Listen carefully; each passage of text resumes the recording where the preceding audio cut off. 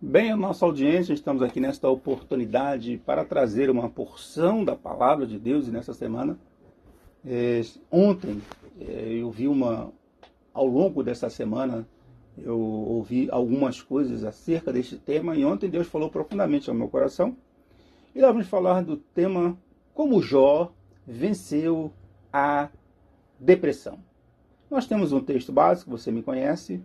Abra sua Bíblia comigo em Filipenses capítulo de número 4, versículo 6 e versículo 7. Antes de iniciarmos, eu quero mandar um abraço para meus amigos que sempre comentam nos meus vídeos lá no YouTube, que é o JM Pinturas, Deus te abençoe, também o Heraldo, meu irmão, muito obrigado, Heraldo, pela sua dica, e também ao Salvador Luiz Correia, muito obrigado pela sua participação, seus comentários.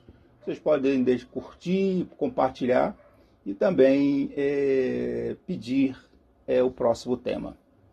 Filipenses capítulo 4, versículo 6 e 7, nos diz assim: não andeis ansiosos, ou em outras traduções, inquietos, por coisa alguma.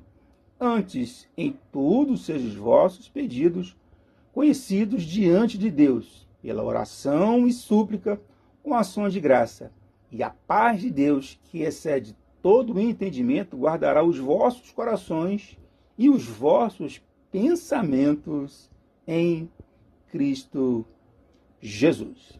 Muito bem, conceito de depressão, que é uma doença mental de ordem psiquiátrica. Quando nós falamos de psiquiatria, vem da palavra grega psique, que significa alma.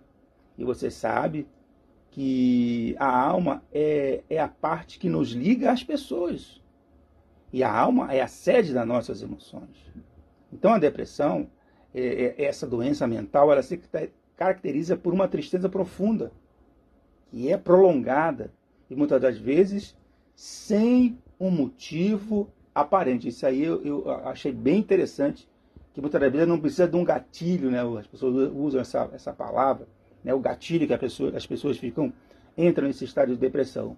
Mas, segundo o conceito científico, muitas das vezes não tem um motivo aparente, né? Ou um gatilho. As fases da depressão, ela pode ser leve, né? A chamada distimia. Ela pode ser moderada, caracterizada pela irritação e angústia. E ela pode ser grave, né? Que é a chamada depressão profunda ou aguda. Ainda existe a depressão ansiosa, que também é conhecida como transtorno misto, ansioso e depressivo, né? Que é a combinação dos sistemas da depressão e da ansiedade. Existe a depressão psicótica, que ela combina sintomas da depressão também e psicose, aliada com alucinações, delírios. A pessoa passa a ouvir vozes ou ter os seus sentimentos nulos, ou seja, a pessoa acaba se anulando, né, se invalidando. Existe também a depressão pós-parto, né, que afeta as mulheres até 4 semanas após o parto, caracterizada por uma profunda tristeza, desespero e falta de esperança. No Código Internacional de Doenças, que é a CID, a depressão é caracterizada pela a sigla F32, sendo a F32.3 a mais grave ou aguda, né, que é a depressão profunda. Procure uma orientação médica, mas não se esqueça que Deus se preocupa com você. E outra coisa também, não pratique a automedicação. Procure orientação médica. Mas acima de tudo, saiba que Deus, ele se preocupa com você. Sigmund Freud, né, que foi um médico neurologista, ele criou a psicanálise. E a psicanálise é o campo clínico teórico da psique humana, independente da psicologia. Eu tenho um sobrinho formado em psicologia, e a psicologia é a ciência que estuda e analisa os processos mentais, né? Os meandros, eu gosto de usar dessa palavra, os meandros da psicologia.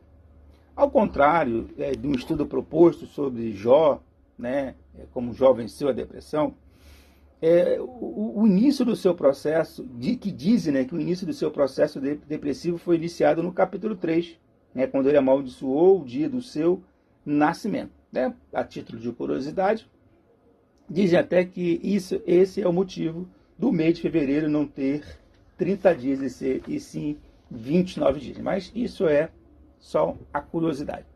A vitória de Jó sobre o seu estado agudo, que seria agudo de depressão, se inicia no capítulo 1, a partir do versículo 20.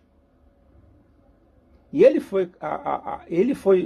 acusação de Jó era que ele só adorava a Deus porque ele era rico. Aí começa então as suas perdas materiais. Você pode ver isso na Bíblia. Ele tinha 500 juntas de bois, cerca de 1.000 bois, e 500 jumentas que foram roubadas, né, pelos árabes vindos do sul.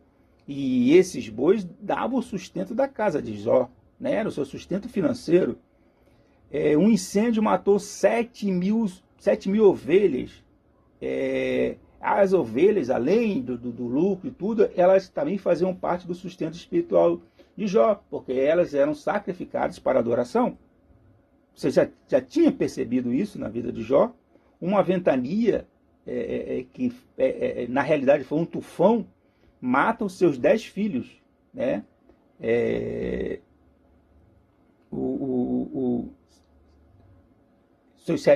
Sendo 7 homens, né, e 3 mulheres, né? Esse aí seria o golpe fatal no coração do Jó, não esquecendo também dos seus camelos, que foram roubados, né? 3.000 camelos, né? Que serviu para um transporte também de mercadoria e também da sua produção. Mas com tudo isso, aí Jó vai e ele raspa a sua cabeça, né? Que é um sinal de tristeza e de dor por tudo que ele perdeu. Ele rasga a sua veste, que também isso é um símbolo de luto. Jó se lança em terra, né? Ou, numa tradução, ele se ajoelha com o rosto encostado no chão, como sinal de humildade e adoração diante de Deus, diante de toda essa adversidade que ele estava passando. Provérbios capítulo 12, versículo 25, a ansiedade no coração deixa o homem abatido, mas a boa palavra o alegra. Ei, saia de ambientes tóxicos, cuidados com os gatilhos, não ouça palavras negativas, mas busque a boa palavra. Salomão já sabia disso, porque ele ouviu a palavra de seu pai, né, e o coração abatido. Muitas pessoas andam assim, com o coração assim. A Bíblia diz, o coração alegre dá forma ao rosto. Provérbios, capítulo 15, versículo de número 13. Olha aí Salomão novamente. Então, Jó não pecou e nem atribuiu falta a Deus. Isso já no versículo 22 de Jó, capítulo 1. Ainda no livro de Jó, no capítulo 5, versículo 7, a gente gosta muito de passear no livro de Jó. A exiguidade do tempo aqui não vai permitir nós falarmos tudo sobre Jó. Mas ele disse que o homem nasce para as dificuldades ou para a tribulação. Então, chegue-se a Deus através da oração. Ele guarda o coração e a mente. Nós precisamos ter a mente guardada. Quantas mentes doentes? Quantas pessoas doentes da mente?